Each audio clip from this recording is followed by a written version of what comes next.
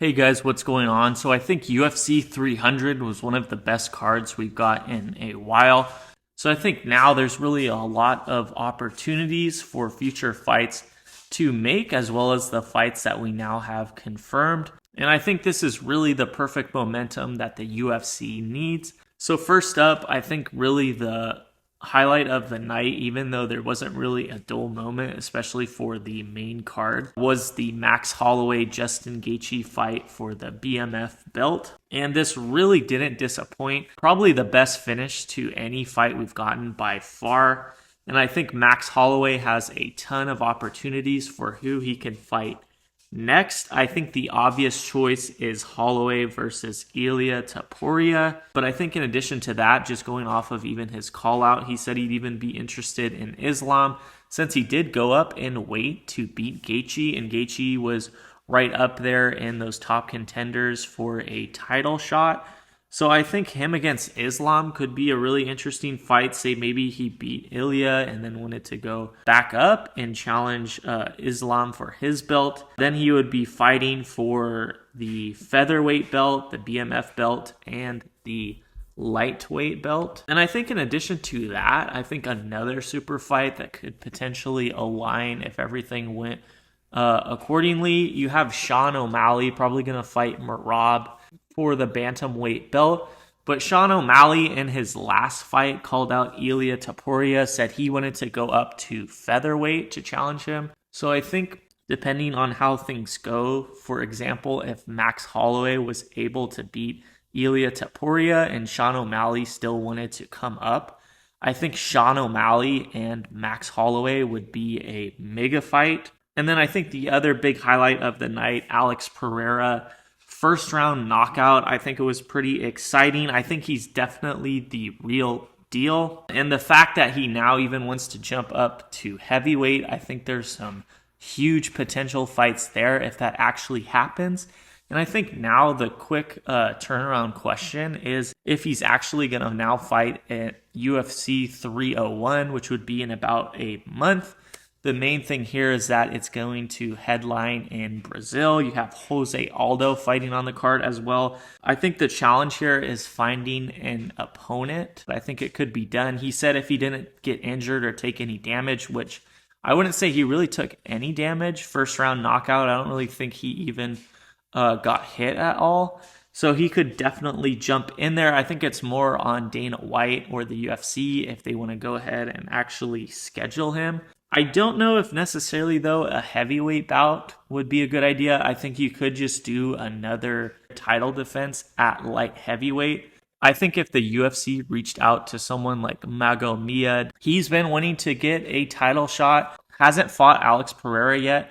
I think if they just wanted to keep him active and really wanted to get him on that card to represent Brazil, I think that would be a good idea, something like that. And then after, if he was able to get past him, then you could maybe worry about him going up to heavyweight. I think the big option right now would be Tom Aspinall. Doesn't look like he's going to be able to fight John Jones yet. That would be an exciting fight. Or I even think he could just fight someone in the top 15 just to get acclimated to that weight. I don't think he would really have a problem adjusting there. I think it would definitely be dangerous. But he usually walks around about 230, 235. So I think if he even put on a little bit of weight, he wouldn't have a problem there. He definitely has the height and the power for it. So he could face someone just in the top 15. I think there would be a lot of options for an exciting fight. If he just jumped to Tom Aspinall and was able to beat him, then you have a mega fight with him and John Jones. I think just a problem there, looking at it on paper, is the stylistic matchup because John Jones is really good on the ground as well and is really just a well-rounded fighter. I don't know how Alex Pereira's grappling would look against him, but if John Jones tried to trade with him, I think that could really be a problem for John Jones, or Pereira was able to just catch him coming in. I don't really know if John Jones has really faced anyone that's challenged him like Pereira could. In terms of that one-punch knockout power, So I really think that would be a problem for John Jones. Again, that grappling and his ground game would really be a problem. But that would just be a huge mega fight that could happen in the future. Looking at some of the other fights on the main card, you have Bo Nickel getting another finish. I think he's definitely an interesting contender for the middleweight division. So I think you maybe could entertain him jumping into the top 15, facing someone in the top 15, maybe in his next fight. If not his next fight, the next after, because he's really speed running through. And I think the middleweight division has a lot of future fights to offer as well. We have now the confirmation of Sean Strickland versus Paulo Costa as the co-main event on June 1st. This is behind the main event of Islam versus Dustin. So I think both of those are really interesting fights. I think, again, in the middleweight division, you're still waiting to get Israel Adesanya versus Duplessis. I think even Sean versus Israel would be a good second fight depending on how things go. We now have Whitaker and Khamzat confirmed. And then again, in the future, a Khamzat versus Israel fight would be huge. Khamzat really versus anyone, Duplessis, Sean Strickland, depending on how things go. Paulo Costa, if he's able to get a win against Sean Strickland, you can put him in the mix. And then I think obviously the Sean Strickland versus Duplessis rematch, if he's able to get a win or two, would be good. And then we really have another dominant win from Zhang Weili. I think maybe she almost even had Jan stopped in the first round.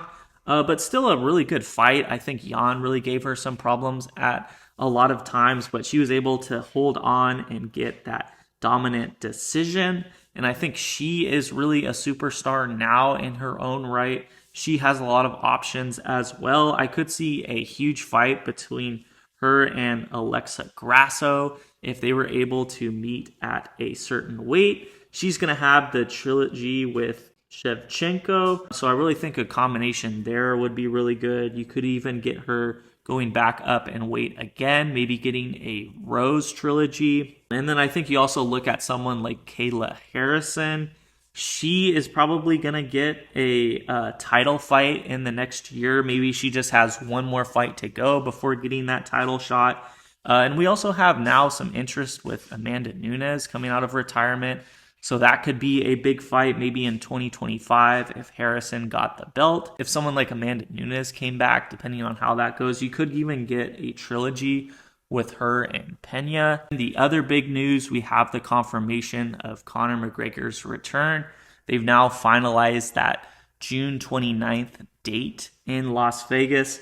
Conor McGregor versus Michael Chandler at 170. So that's going to be a huge fight as well. Going to be 5 rounds, even though it isn't a championship fight, since it is that main event.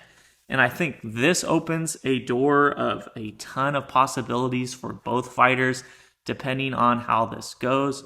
Obviously, Michael Chandler, if he won, we could get a rematch maybe with someone like Charles Oliveira. You could get Chandler versus Dustin Poirier. You could get him against Gaethje again. Looking at this division as well, maybe you could get someone like Arman, but I think he's most likely going to be the next guy in line, depending on how the fight goes between Islam and Dustin. And then obviously, Conor McGregor was able to win, could fight someone like Justin Gaethje, really just to get a feel of where he's at in the lightweight division. But I think obviously if Conor won and Dustin lost his title fight against Islam, the fourth fight there would really be the proper ending to their trilogy. So I think that would be a huge fight. And then obviously if, say for example, Conor was able to beat both Michael Chandler and Dustin, he could maybe have a title fight with someone like Islam, and with Khabib in Islam's corner, I think that would be a mega fight. Could even see something like Conor McGregor versus Max Holloway 2 for the BMF belt. That could be another option in there as well if he won, depending on what Max Holloway wants to do and how he does in his next fight.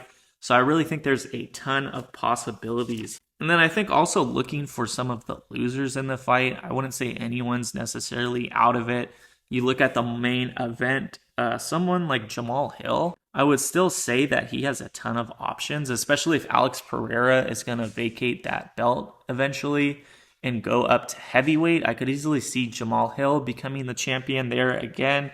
I could see now you could make a huge fight between him and Yuri just to see where they're both at. Could face someone like Jan or even Magomed if he's not able to get that title shot against Pereira. Eventually, I could see something like that happening if Pereira stays at heavyweight. And then also looking at the co-main event, Jan, I think, still had a good performance. Could see her getting back in the mix. I think one interesting fight, you could have someone like Carla Esparza, who wants to make a return maybe mid-2024 is what it sounds like. So I think that would be a good opportunity for her. You could maybe get another rematch with Jessica Andrade, who got another win on this card. Looking at the welterweight division, I wouldn't say there's a whole lot of action here, but I could definitely see Shavkat Rachmaninoff eventually getting that title fight against Leon Edwards. I think that would be a mega fight. Don't know who his next opponent's going to be. It might just be someone maybe that's just a rank or two beneath him, but definitely could see that being interesting. I think Shavkat is really the most interesting fighter to watch in the welterweight division. Could see him even facing someone like a Colby Covington, a Kamaru Usman, just before getting that title shot. But I don't even think it would be a bad idea as well for Leon Edwards to go up to middleweight to get a little bit of a challenge. I could definitely see him and Duplessis being a really big fight. They're probably going to make Israel Duplessis next, so I don't know if that would be a great idea, but I think on paper that would be a really good fight. Could even see him going down and facing Islam. But I just think there's a ton of fights to make, and I think it's really going to be interesting to see how this plays out, what fights are made, how these fights will turn out. So feel free to let me know what you guys thought of UFC 300. What fights you think make sense, who you think will win in some of these new and confirmed upcoming fights. I appreciate you guys watching, and I'll see you later.